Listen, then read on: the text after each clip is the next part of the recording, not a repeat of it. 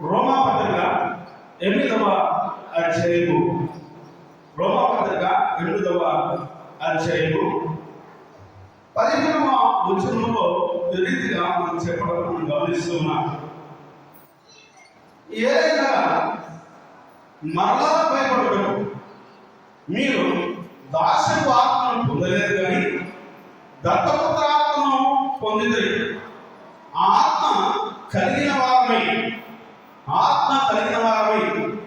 మనం అబ్బా తండ్రి అని మొరపెట్టకు దేవుడు గొప్ప అవకాశం మనకు ఇచ్చి ఉన్నాడు. ఆయనను తండ్రి అని పిలిచే వాక్యము చాలా మందికి లేదు. కానీ దేవుడు తన కృప చూపించి మనకు ఆ యొక్క వాక్యాన్ని ఇచ్చాడు.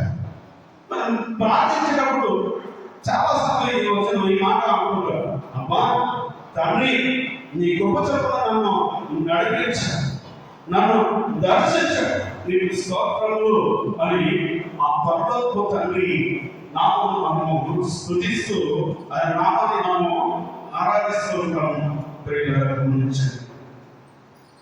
దేవుని వాక్యం చేత మనకు మాట్లాడుతూ ఉన్న అతి ప్రాముఖ్యమైన విషయం ఏంటంటే తండ్రి, పరలోకపు తండ్రి.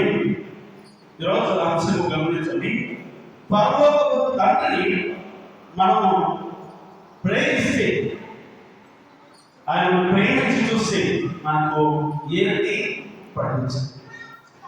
పరలోకపు తండ్రిని ప్రేమించి చూడండి. మన అంశం ఏంటండి? పరలోకపు తండ్రిని ప్రేమించి చూడండి. ఏంటో అంశం కొంచెం గట్టి చూడండి. ఆయన మనం ప్రేమిస్తే కొన్ని ప్రాముఖ్యమైన విషయాలు ఆయన మనకు బయలుపరుస్తుంది. ఆయన మనం ఎప్పుడైతే ప్రేమిస్తామో ఆయన ప్రేమించిన వారు ఏమి చేయబడుతుందంటే మనము గమనించండి, ఆయన చేత ప్రేమించబడడంతో పాటు ఇక కొన్ని గొప్ప అవకాశాలు మనము పొందుతాం. చాలా ఉన్నాయి. ఎన్నో పరిశుద్ధ గ్రంథంలో ఆయనను తండ్రి అని పిలిచిన వారికి, ఆ తండ్రిని, ఆ పరలోకపు తండ్రిని ప్రేమించిన వారికి ఆయన ఇచ్చేటటువంటి అవకాశాలు చాలా ఉన్నాయి. అని ఉదాహరణకు కొద్ది మాటలు మనం చూసుకుందాం. కొద్ది మాటలు పరిశుద్ధ గ్రంథం గురించి మనం చూసుకుందాం. సామెతల గ్రంథం 8వ అధ్యాయంలో మనకు కనబడుతున్నది. సామెతల గ్రంథము 8వ అధ్యాయంలో మనకు ఈ మాట కనిపిస్తుంది. 17వ వచనాన్ని చదువుతారా? నన్ను ప్రేమించు వారిని నేను ప్రేమించుతున్నాను, నన్ను జాగ్రత్తగా వెతుకువారు నన్ను కనుగొను. దేవునికి కలుగుగాక. మంచిది. దేవుని వాక్యం చేత ఆయన మనతో మాట్లాడుతున్నాడు. ఎవరు మాట్లాడుతున్నారు? పరలోకపు తండ్రి. ఎవరు మనతో మాట్లాడుతుంది? పరలోకపు తండ్రి. ఆయన ఏ రీతిగా మనతో మాట్లాడుతున్నది? ఆయన వాక్యం చేత మనతో మాట్లాడుతున్నాడు. ఆయన అంటున్నాడు, ఆ పరలోకపు తండ్రి మనతో ముందుగా ఒక అద్భుతమైనటువంటి మాటలు మనకు తెలియజేస్తూ ఉన్నాడు. ఏంటి అంటే, నన్ను ప్రేమించే వారిని నేను ప్రేమించు ఉన్నాను. మీరు నన్ను ప్రేమిస్తున్నారు కనుక నేను కూడా మిమ్మల్ని ప్రేమిస్తున్నాను. ఎవరైతే నన్ను జాగ్రత్తగా వెతుకుతారో, ఎవరి పరలోకపు తండ్రి ఎవరైతే ఈ యొక్క మానవుడు, ఈ మానవుడిని జాగ్రత్తగా వెతుకుతాడో అతడు ఆయనను కనబడతాడు. మనం ఏదైనా వస్తువు పాడేస్తున్నాం అనుకుందాం. ఉదాహరణ, ఆ వస్తువు మీద మర్చిపోయామనుకుందాం.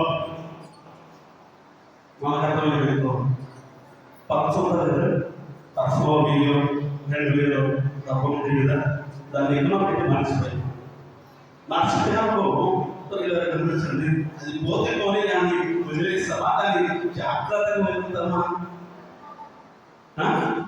జాగ్రత్తగా వెళ్తాం. అన్ని వదిలేస్తాం. అప్పుడు అన్ని వదిలేస్తాం.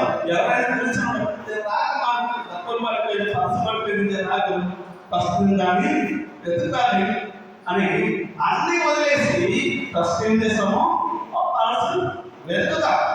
ఎందుకు అంత వెతుకుతాం? కానీ దాంట్లో డబ్బులున్నాయి కాబట్టి దాన్ని మనం వెతుకుతాం.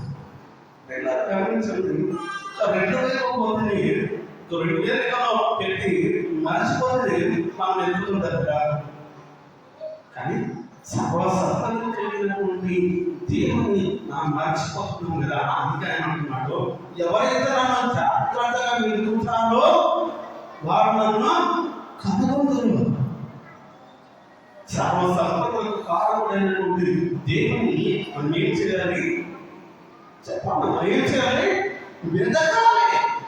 ఆయన మనం వెతికితే ఆయన మనకు దొరుకుతాడు. ఆయన మనం ప్రేమిస్తే మనం ప్రేమించబడతాము. ఆయన మనం వెతికినప్పుడు ఆయన మనకు దొరుకుతాడు. ఆయన మనకు దొరికినప్పుడు సర్వసత్తులు కూడా మన మీద వస్తాడు. ఆయన మనం వెతికితే ఏమవుతుంది? సర్వసత్తులు మన దాన్ని పడుకోవాల్సిన అవసరం లేదు. దేనమన్నా సంపాదన కూడా మనం పడాల్సిన అవసరం లేదు. అదే మాట వస్తుంది. వద్దులా కంటే కదా వస్తుంది. ఏమవుతుంది? ఏమవుతుంది? సంపద, డబ్బులు, ఆస్తి వద్దురాలైన నీవు నీ దేవుడైనటువంటి ప్రభువును, నీ రక్షకుడైనటువంటి క్రీస్తును వెతికావు కనుక నేను నీ దగ్గరకు వస్తున్నాను. నువ్వు నన్ను వెతకలా, నీవు నాకు కావాలన్నా, కానీ నువ్వు దేవుని వెతుకావు. ఆ దేవుడు, ఆ సంపదలకు కారణమైనటువంటి ఆ దేవుడు నన్ను నీ దగ్గరికి పంపిస్తున్నాడు కనుక నేను నీ దగ్గరికి వస్తాను అని. అప్పుడు ఆ సంపద అంతా కూడా ఏమవుతుంది? అందుకే దేవుని వాక్యం చేత ఆయన మనతో మాట్లాడుతున్నాడు. మీరు మొదటిగా నన్ను వెతకండి. మీరు మొదటిగా నన్ను వెతికితే మీకు కావాల్సిన అన్ని కూడా నేను మీకు సమకూరుస్తాను. నేను మీకు ఇచ్చేస్తాను. మీకు ఏది అవసరమో నాకు తెలుసు. మీకు ఏది అవసరమో నాకు తెలుసు కనుక మొదట మీరు నన్ను వెతకండి. మీరు నన్ను వెతికినప్పుడు వాటన్నిటిని కూడా నేను మీకు అనుగ్రహిస్తాను అని దేవుడు తన యొక్క అద్భుతమైనటువంటి వాక్యం చేత మనతో మాట్లాడుతున్నాడు. దేవుడు ఇచ్చిన వాళ్ళగా ఉన్నాడు అన్న విషయం కూడా అర్థమవుతుంది. ఇచ్చినప్పుడు కొంతమంది పిల్లలకు మనం ఒక 100 రూపాయలు ఇచ్చింది. 100 రూపాయలు ఇచ్చింది. ఆ 100 రూపాయలకు మాత్రం ఖర్చు చేసి వస్తే మంచి పని చేశాను ఆయన అంటున్నాను. ఏం చేస్తామండి? 100 రూపాయలు మొత్తం ఖర్చు చేసి మంచి పని చేసాము కదా. 100 రూపాయలు ఖర్చు చేసిన చాలా అని ఏం చేస్తాము? 4 కరెక్టే కదా. అందుకే కొన్నిసార్లు మనం సంపాదించడం కూడా మనం కూడా ఏం చేస్తాము? కొన్నిసార్లు తప్పుదమా పట్టే అవకాశం కనుక అప్పుడు ప్రయాణంలో ఏం చేస్తాడు? దాన్ని చేస్తాడు. ఒప్పుకోవాల్సిందే. ఒకసారి ఇదే సామాన్యంగా 3వ అధ్యాయం చదవండి. 3వ అధ్యాయము 12వ వచనం. తండ్రి తనకిష్టుడైన కుమారుని గద్దించు రీతిగా యెహోవా తాను ప్రేమించు వారిని గద్దించును. ఎవరు గద్దిస్తాడు? ఇష్టం లేని వాడిని గద్దిస్తాడా? ఎవరు గద్దిస్తాడు? ఇష్టం ఉన్నవాళ్ళనే. నీవంటే నేనంటే ఆయనకు ఎంతో ఇష్టము. ఎంత అమాయకుడైన ఆయన రెండు పెంచుకున్నాడు అంటే పిల్లల మనమంటే ఆయనకి ఎంత ఇష్టం అంటే తన ప్రాణం కంటే కూడా ఎక్కువగా మనల్ని ఇష్టపడ్డాడు. ఏం చేశాడు? తన ప్రాణం కంటే కూడా ఎక్కువగా మనల్ని ఇష్టపడ్డాడు. అంత ఇష్టపడ్డాడు కనుకని కొంచెం పిల్లలు కంట్రోల్ చేయండి.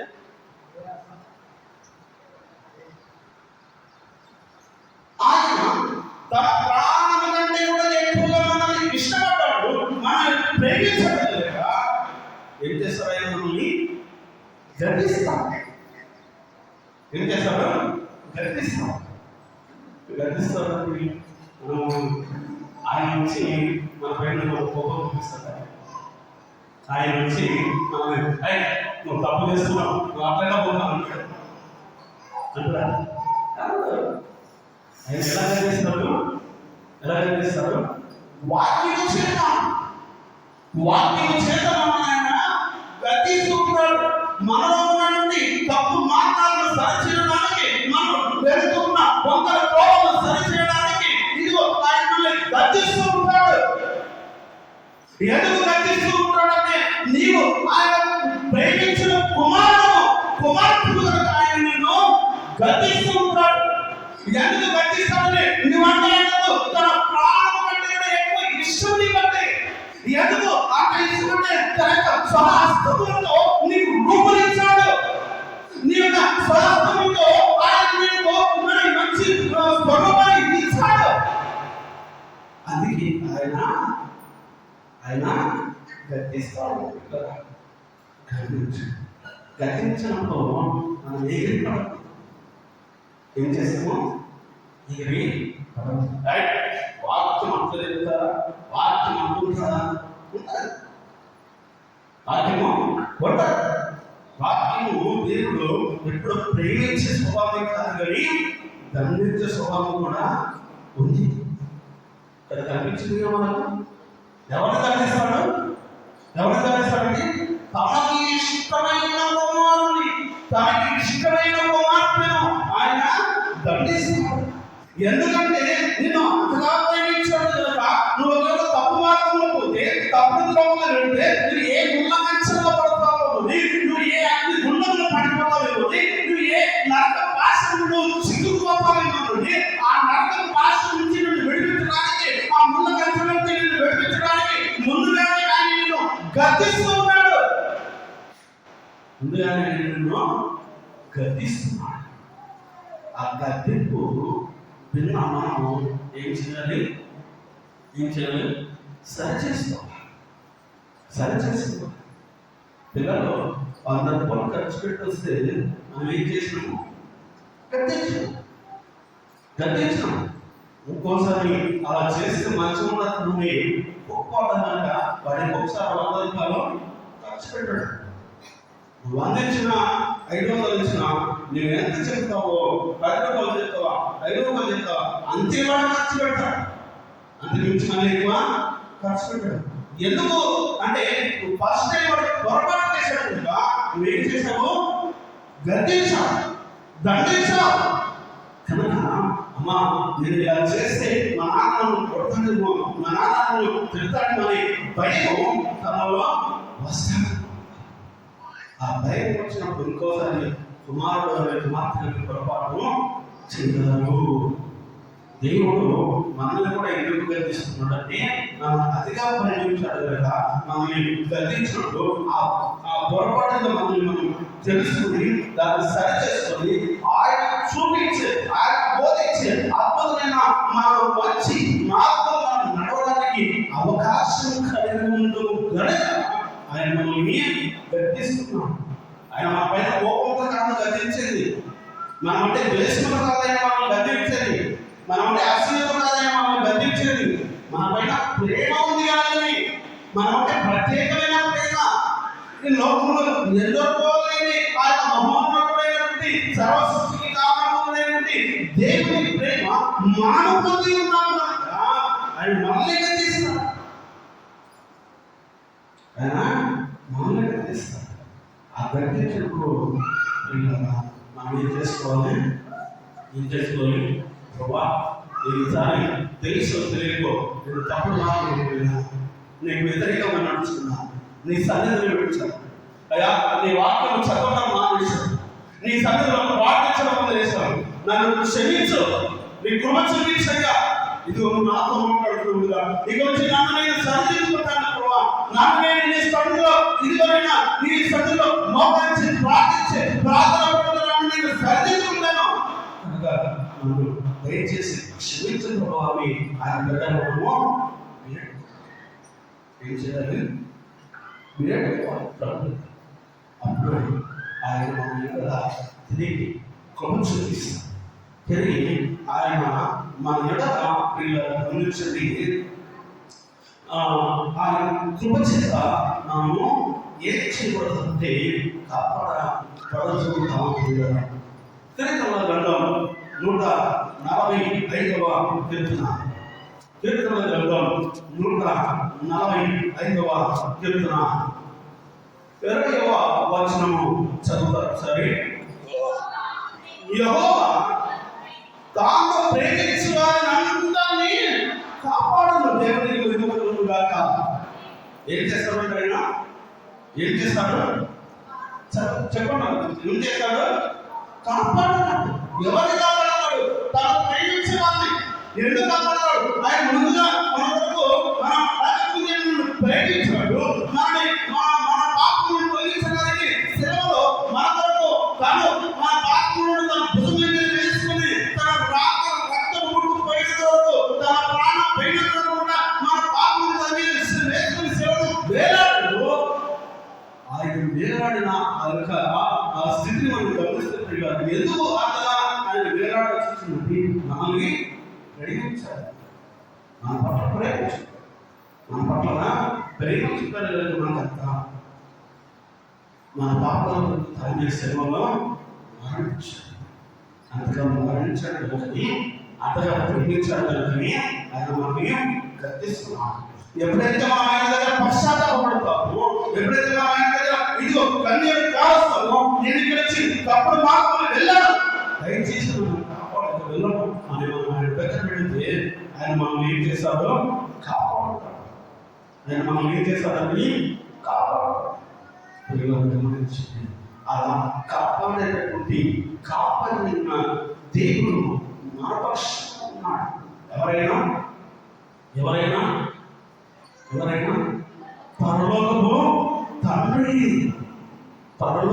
తండ్రి మన పక్షాన ఆయన ప్రత్యేకంగా మనపైన తన కనుదృష్టిని నిలిపి చూస్తూ ఉన్నాడు. ఎలా చూస్తున్నాడు? మనం ఎంతసేపు చూస్తాం? మన పిల్లల్ని ఎంతసేపు చూస్తాం? ఒక 10 నిమిషాలు లేదా ఒక అరగంట, పోనీ ఒక గంట వేసుకుందాం. గంట వేసుకుందాం. నేను ఎప్పుడు చూస్తుందా సార్ అంటావు కదా. ఎంతసేపు చూస్తాను? గంట, అంతకు మించి ఇంకా ఎక్కువ వస్తుంది. కానీ ఆయన మనల్ని కాపాడడానికి, ఆయన మన పట్ల తన యొక్క పాత్రలు ఉంచడానికి ఎంతసేపు చూస్తున్నాడు తెలుసా? దివారాత్రులు కూడా తన కంటి మీద కునుకు వేయకుండా కనులేక అలా వాత్సలుగా ఆయన ఏం చేస్తున్నాడు? మనల్ని చూస్తున్నాడు. ఏం చేస్తున్నాడమ్మా? మనల్ని చూస్తున్నాడు. అలా చూస్తున్నాడు కాబట్టి మనకు వచ్చిన ప్రతి ప్రమాదం నుంచి, మనకు వచ్చిన ప్రతి ఆపద నుంచి, మనకు వచ్చిన ప్రతి శ్రమ నుంచి మనం కాపాడబడుతూ విడిపించబడుతున్నా. ఇది మన గొప్పతనం ఏమి కాదు. మన గొప్పతనం ఏమన్నా కాదు. ఆయన మనం ప్రేమించాడు. ఆయన మనం ప్రేమించాడు కనుక మన పట్ల ఆయన కాపుదలగా ఉన్నాడు. ఆయన మనకి నిత్యము కూడా కాపాడుతూ ఉన్న దేవుని ప్రియులారా, ఆ దేవుని వాక్యము మన శరీరము మనం గమనిస్తూ ఉన్నాం. ప్రియులారా, కాపుదలతో పాటు ఆయన మన పట్ల కరుణ కూడా చూపిస్తూ ఉన్నాడు. కాపుదలతో పాటు ఏం చూపిస్తున్నాడు? ఏం చూపిస్తున్నది? కరుణ. ద్వితీయోపదేశ కాండం 5వ అధ్యాయం, ద్వితీయోపదేశ కాండం 5వ అధ్యాయం 10వ వచనం మనకు కనబడుతుంది. చెప్పండి.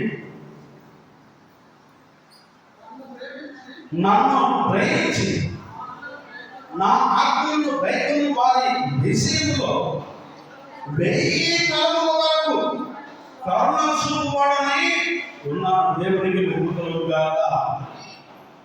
ఏం చేస్తున్నాడు అంటే ఇక్కడ ఏం చేస్తున్నాడు?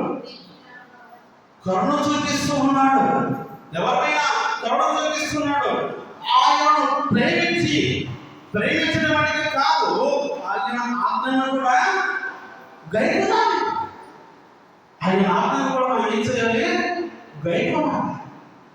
ఆయన ఆజ్ఞను గైకొని వారి ఆజ్ఞల ప్రకారం నడుచుకున్న వారి విషయంలో గమనించండి. ఏం చూపిస్తాడు? కరుణ చూపువాడని ఉన్నాడు. ఎన్ని రోజులు?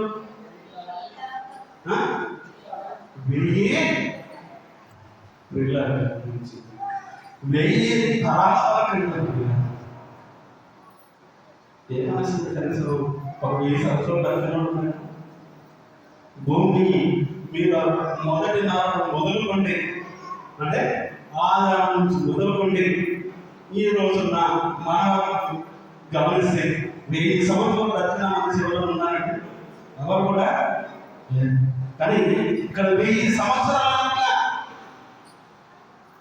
ఏమంటున్నాడు? 1000 సంవత్సరాల 1000 తరాలు అంటే నీవు, నీ తర్వాత నీ పిల్లలు, నీ పిల్లల తర్వాత నీ మామలు, నీ మామల తర్వాత నీ మునిమామలు, అలా లెక్కేసుకుంటూ పోతే ఎన్ని తరాలు? 1000 తరాలు.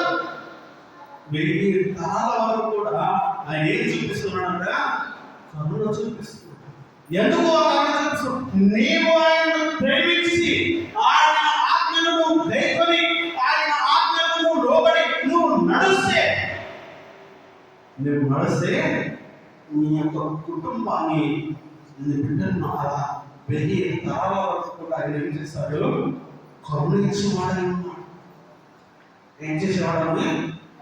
కరుణించే వాడగా ఉన్నాడు. అంటే ఇలాగ మనం చెప్పుకున్నాం, ప్రభా నేను పాపం చేశాను, నన్ను క్షమించగా ఆయన దగ్గర మనం వేడుకుంటే ఆయన మన పైన జాలిపడి మన పైన చూపించింది ఏంటి? కరుణ. ఆయన మన పైన జాలిపడి మన పట్ల చూపించింది, ఇదిగో నీవు చేసిన పాపాలు క్షమించబడుతున్నాయి ఓ అది ఆయన మనల్ని చెప్పి ఆ పాపానికి ఆ శిక్షను మనం అప్పగించకుండా మన పట్ల ఒక ప్రత్యేకమైన ఉంటే ప్రమాణంగా చూపించింది కరుణ. అట్లాంటి కరుణ నీవు కనుక ప్రభు సన్నిధిలో ప్రభు దగ్గర ఆయనను ప్రేమించి ఆయన ఆత్మను గైకొని ఆయన ఆత్మకు అనుకూలంగా నడిస్తే 1000 తరాల వరకు కూడా మీ కుటుంబము దీవించబడుతూ ఉంటుంది, కరుణించబడుతూనే ఉంటుంది. గమనించండి, 1000 సంవత్సరాల చూడలేదని ఇంకా 1000 తరాలు చూస్తున్నాడు. 1000 సంవత్సరాలే మనిషి బతకలేదు, 1000 తరాలు మహా అంటే 3 లేదా 4 తరాలు బతికిందంటే మహా గొప్ప. ఇంకా నా జీవితం, నా పిల్లల జీవితం, నా పిల్లల పిల్లలు, వాళ్ళ పిల్లల దృష్టి చాలు నాకు కంప్లీట్. ఇక అప్పటికే ఎప్పుడు పోతారా నాకు ఉండదు. దాని జీవితంలో తను ప్రేమించి తన ఆత్మీయ గైకొని వారి మీద 1000 తరాలు కూడా ఆయన కరుణ చూపిస్తూనే ఉంటాము అనేటువంటి ఒక అద్భుతమైన మాట మనకు కనబడుతూ మన విషయం మనం చూస్తున్నామని నెహెమ్యా గ్రంథంలో కూడా ఒక మాట మనకు సెలవిస్తున్నాడు. ఆయన నెహెమ్యా గ్రంథము 5వ మొదటి అధ్యాయం, నెహెమ్యా గ్రంథం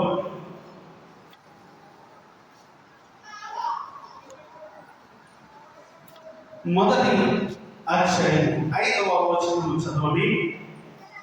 ఎట్లనగా ఆకాశమందు ఉన్న దేవా యెహోవా, భయంకరుడైన గొప్ప దేవా, నిన్ను ప్రేమించి నీ ఆజ్ఞను అనుసరించి నడుచువారిని కటాక్షించి వారితో నీవు నిబంధన స్థిరపరచువాడా.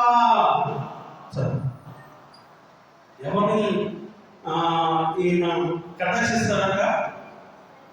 ఎవరన్నా ఎవరిని కటాక్షిస్తారు? ఇప్పుడు చక్కగా మీ ముందు ఉంది. ఒకసారి కట్టే చెప్పండి. ఆయనను ప్రేమించి ఆయన ఆజ్ఞను అనుసరించువాడు కటాక్షం చూపిస్తున్నాడు. ఆయన ఖండించేవాడిని కాదు, ఆయన ఖండించేవాడు మనకి కాదు. ఏం చేశారు? తన కటాక్షాన్ని కూడా చూపుతాడు. అందుకే దేవుని వాక్యం సెలవిస్తుంది. మొదటిగా పరలోకపు తండ్రి మనం ఎప్పుడైతే ప్రేమిస్తాం, ఆయన ఆత్మను మనం ఎప్పుడైతే గైకుంటాం, ఆయన ఆత్మను మనం ఎప్పుడైతే అనుసరిస్తామో, ఆయన ఆత్మలకు మనం ఎప్పుడైతే లోబడి జీవిస్తామో, గమనించింది ఆయన ఇచ్చే ఈ వరాన్ని కూడా మనకు సొంతం. ఆయన కొడుచుతాడు, ఆయన కరుణిస్తాడు, ఆయన కటాక్షించే దేవుడు, ఆయన సర్వసత్తులో మనకు అనుగ్రహించి వాడుగా ఉన్నాడు.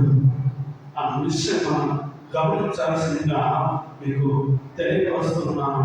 పిల్లలను గమనించండి.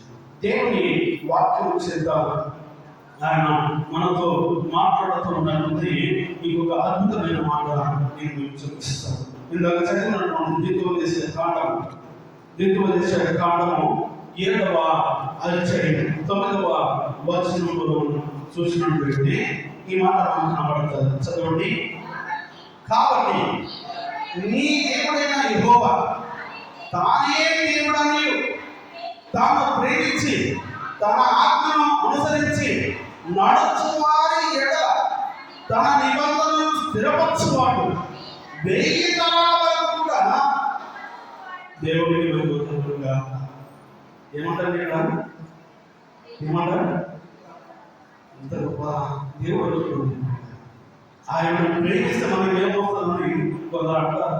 ఆయన సన్నిధికి వెళ్తే మనకేమొస్తుంది, ఆయన ప్రేమిస్తే మనకేమొస్తుంది, ఆయన వాక్యం చదివితే మనకేమొస్తుంది, ఆయన సన్నిధిలో ప్రార్థిస్తే మనకేమొస్తుంది అనుకునే వాళ్ళు ఈ మాటలు వాళ్ళు గ్రహించాలి. ఈ మాటలు ఏం చేయాలి? గ్రహించాలి. దేవుని వాక్యం చేత అంటున్నాడు, నీ దేవుడైన యెహోవా తానే దేవుడని. మొదటి మనం ఏమొప్పుకోవాలి? ఆయనే ఎవరు? మన పరలోకపు తండ్రి మనకు దేవుడు. ఆయన తప్ప ఇక మనకు వేరే మన సంగతి మనకు వస్తుంది. మనకు ఆయన తప్ప ఇక వేరే దేవుడు లేదు. ఆయనే మన దేవుడు, ఆయన మన సృష్టికర్త, ఆయన మనం నిర్మించినవాడు, ఆయన మన నిర్మాణకుడు, ఆయన మన నాశక రంగులను జీవాయుధి మన నిర్మించినవాడు. ఆయనే కదా. ఆయన ఏమన్నది? ఆయనే నా దేవుడు, ఆయనే మా దేవుడు. మేము కొలుస్తూ ఉన్న అతి పరిశుద్ధుడైన అతి సుందరుడైన మా దేవుడు, మా సృష్టికర్త ఆయనే. ఒప్పుకోవాలి. ఏం చేయాలి? ఒప్పుకోవాలి.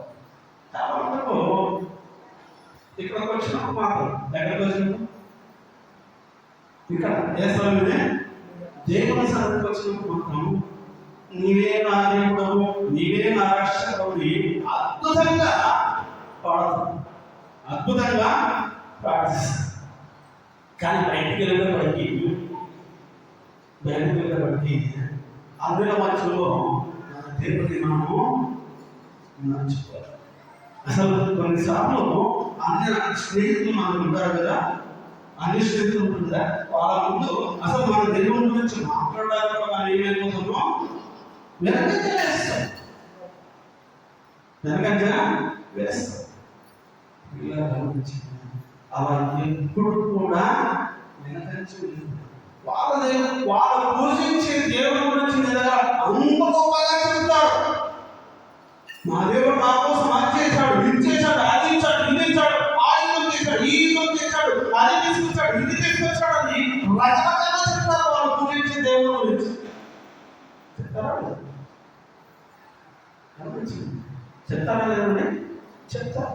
కానీ మనము మన దేవుడి గురించి వాళ్ళకి చెప్పడానికి కొందరు ఏం చేస్తారు, వెనకంటే సిగ్గుపడతారు.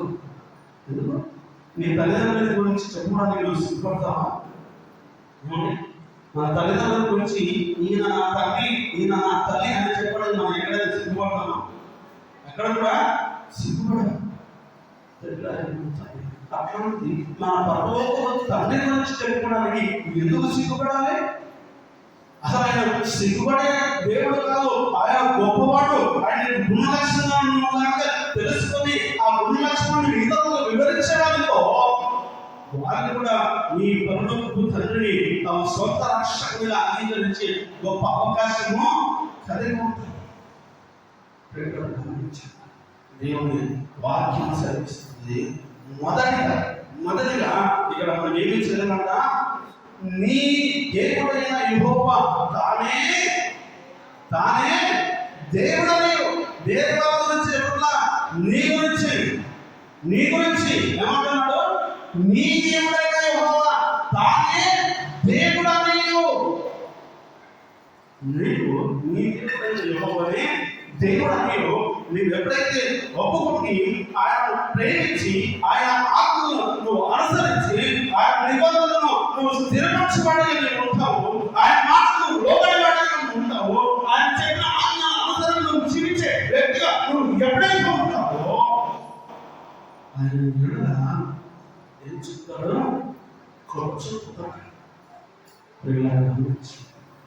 కృప అంటే ఏంటి?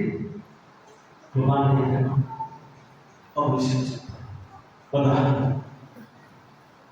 మన ఇంటికి ఎవరు లేదా అర్ధరాత్రుల పడుకున్నాము, చుట్టుపక్కల ఎవరు కనిపించలేదు. ఆ పడుకున్న సమయంలో చుట్టుపక్కల ఎవరు కూడా వెలుగులేని సమయంలో మా ఇంట్లో ఒక దొంగవాడు పడ్డాడు. వాడు వచ్చి దొంగిలిస్తూ ఉన్నప్పుడు ఏదో సౌండ్ వచ్చినప్పుడు మనం లేచి చూస్తే వాడు ఇంట్లో ఉన్న బియ్యం తాపం తీసి అందులో ఉన్నటువంటి వస్తువులు తీసుకుంటాం మనం చూసిన మనం ఏం చేస్తాము? తీసుకోవాలి. ఏం చేస్తామండి? పట్టుకునే పట్టుకుని ఫస్ట్ నాకు ఎందుకు వచ్చాను ఏం తీసుకున్న ఆలోచన ఏం ఫస్ట్ మొదలు పట్టినామంటే 4 ఈపుల మీద పడాల్సిందే. పడ్డ తర్వాత ఆలోచించండి, పిల్లలు గమనించండి. అయితే ఇది మానవ స్వభావం. కొందరు పోనీలే విడిచిపెట్టండి అని కాస్త చదవాలంటారు. ఏంటిది? విడిచిపెట్టండి అనేది పోనీ ఏదో తెలియక విషయంలో పోనీ వదిలేసేయండి, పంపించేసండి అనేది కరుణ. ఇందాక 2 చూసుకున్నాం కదా, కటాక్షం, కరుణ. ఇప్పుడు మనం ఏం చూస్తున్నాము? కృప. ఈ ముందు పోనీ అని జాలిపడేది, ఆ తర్వాత వదిలేసేది అనేది కటాక్షము, కరుణ. కృప ఏం చేస్తాను తెలుసా? ప్రియులను గమనించండి. ఆ కృప ఏం చేస్తారంటే ఆ దొంగను ప్రేమిస్తాడు, ఆ దొంగను దండించదు, ఆ దొంగను శిక్షించదు, ఆ దొంగ మీద నేరం మోపదు. ఆ దొంగను ప్రియులను గమనించండి, కరుణిస్తూ దాని మీద కటాక్షం చూపిస్తూ దాని మీద జాలి పడుతూ దాని మీద దయ చూపిస్తూ ఏం చేస్తుంది? దొంగతనం వచ్చిన వాస్తవం నిజమే, కానీ అడిగిపోతున్నాడు. అసలు వాడు దొంగతనము ఎందుకు చేయాల్సి వస్తుందంటే సరిగ్గా తినడానికి ఆహారం లేక, తన ఇంటి పరిస్థితులు బాగాలేక, తన ఇంట్లో ఉన్న సమస్యల వల్ల అది దొంగతనం చేయడానికి వచ్చాడేమో కనుక కూర్చోబెట్టి వాళ్ళు కాస్త బుద్ధ అన్నం పెట్టండి,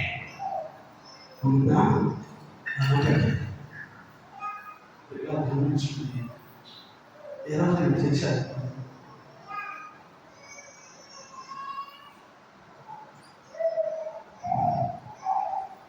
దేవసేన ఇలాంటి పని చేసేది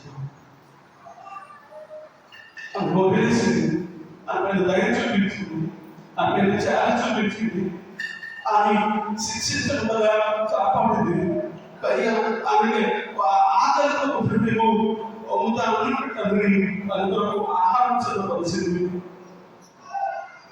ఆహారం అక్కడ తిన్నాక శుభ్రంగా తిన్నాక వెళ్తూ ఉంటే నీ ఇంట్లో పరిస్థితి ఎలా ఉంటాం ఎందుకు మరి ఈ 10 లక్షలు తెలియదు, కానీ ఇంటికి వచ్చావు ఇది ₹100 తీసుకుంది కానీ ఇచ్చి పంపించింది దేవుని. ఆయన సంఘంలో ఆయన నామాన్ని అంగీకరించుకున్నామని చెప్పడం, ఆయన నామాన్ని స్వీకరించాలని చెప్పడం, కానీ అక్కడ ఉన్న డబ్బులతో ఇక్కడ ఉన్న మనకు పెద్ద తేడా లేదు. ఎందుకు తేడా లేదు సార్ అని అనొచ్చు. నిజమే. ఆయన సన్నిధికి తీసుకురావాల్సినటువంటి కారణంలో సరిగ్గా ఆయన సన్నిధిలో సమర్పించలేకపోతున్నాం. ఆయన సన్నిధిలో ఇవ్వాల్సినటువంటి మరి మొక్కుబడులు మనం చెల్లించలేకపోతున్నాం. ఆయన సన్నిధిలో ఇవ్వాల్సినటువంటి దర్శన భాగంలో ఆయన భాగం పెట్టలేక దొంగిలిస్తున్నాం. ఆయన సన్నిధిలో ఆయన మనం కేటాయించిన సమయంలో ఆయన సన్నిధిలో కేటాయించిన ఆ సమయంలో దొంగిలిస్తున్నాం. ఎన్ని గంటలు రోజుకు? ఒక రోజుకి ఎన్ని గంటలు? 24 గంటలు. 24 గంటలు దర్శన భాగంలో చెప్పిన గంటతో 10 నిమిషాలు ఇస్తే ఎంత టైం పడుతుంది? 24 గంటలు దర్శన భాగం చెప్పుకున్నాక నువ్వు ఒక గంటకు ఒక 10 నిమిషాలు ఇస్తే ఎంత టైం పడుతుంది? 2 గంటల 40 నిమిషాలు దేవుని సన్నిధిలో ఒక రోజు సమర్పించాలి. ఒక రోజు 2 గంటల 40 నిమిషాలు దేవుని సన్నిధిలో కూర్చొని ప్రభు పాదాల ప్రార్థన చేయాలి. ప్రభు పాదాల దగ్గర మొరపెట్టాలి. ప్రభువా, ఇదిగో నా బంధువులు నశించిపోతూ ఉన్నారు, నా రక్త సంబంధులు నశించిపోతూ ఉన్నారు, నా పౌరులు నశించిపోతూ ఉన్నారు, నా ఆత్మీయులు నశించిపోతూ ఉన్నారు, నా స్నేహితులు నశించిపోతూ ఉన్నారు, నా గ్రామంలో ఇంకా అనేక మంది ఎందరో ఉన్నారు, వారిని క్షమించు. ఆయన సన్నిధిలో వేడి చేయగలిగి ఈ 2 గంటల 40 నిమిషాలు ప్రభు పాదాల దగ్గర కూర్చొని మొరపెట్టాలి. పెడతామండి. ఏం చేస్తున్నాం? దాన్ని మనం ఏం చేస్తున్నాం? దొంగిలిస్తున్నాం ఆ సమయాన్ని. ఆయనకి ఇవ్వాల్సినటువంటి సమయాన్ని మనము ఏం చేస్తున్నాము? దొంగిలిస్తున్నాం. మందిరానికి వస్తాం, 10 నిమిషాలు కూర్చోము. మందిరంలో ఉండటం శరీరం ఇక్కడ ఉండాలి, మైండ్ ఎక్కడ ఉండాలి. మందిరంలో ఉన్న కాసేపు కూడా దేవుడి భయం ఉండదు, దేవుడి భక్తి ఉండదు, దేవుడి ఆజ్ఞలు అనుసరించే తలపేటి ఉండదు.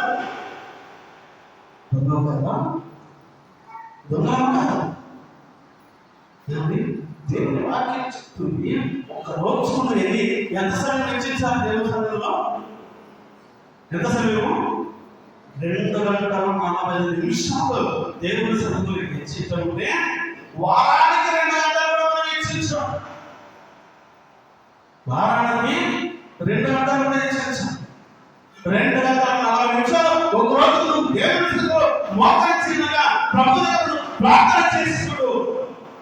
నీ జీవితం, నీ కుటుంబం, నీ బంధువులు, నీ రక్త సంబంధం అందరిలో కూడా మార్పు.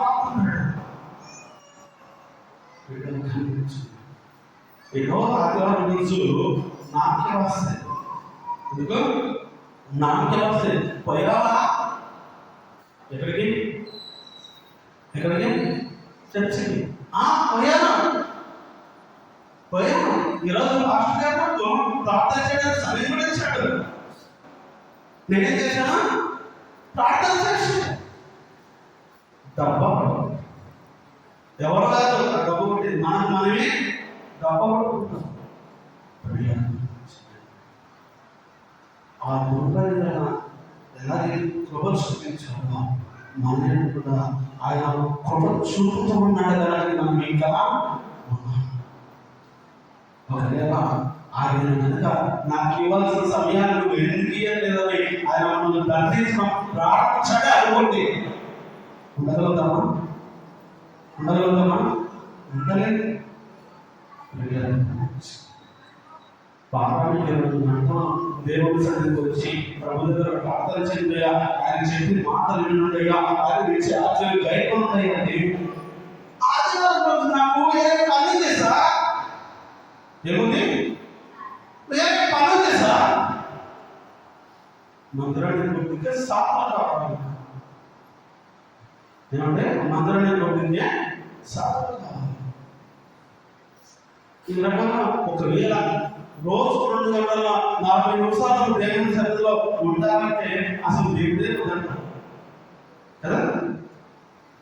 చర్చి వద్దు, దేవుడు వద్దు, అసలు నాకు ఆ పాట పాడే అవకాశం నాకు ఏమవుతుంది? పాటలు పాడే అవకాశం కూడా నాకు వద్దు. ఎందుకంటే అప్పుడు వచ్చినప్పుడు అక్కడ ఉండాల్సి వస్తుంది కదా. దేవుడు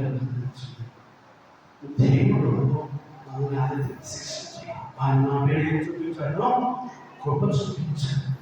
మనం దొంగలమైనప్పుడే కూడా ఏదో మనము ఆయన సన్నిధిలో గడపాల్సిన సమయాన్ని మనం దొంగిలిస్తున్న దొంగలమైనప్పుడే కూడా ఆయన మన కృప చూపిస్తున్నాడు. కేవలం మనం ఈరోజు ఉన్నామంటే, మనం ఈరోజు బ్రతికి ఉన్నామంటే, మన శరీరంలో ఊపిరి ఉందని కేవలం ఆయన కృప ద్వారా మాత్రమే.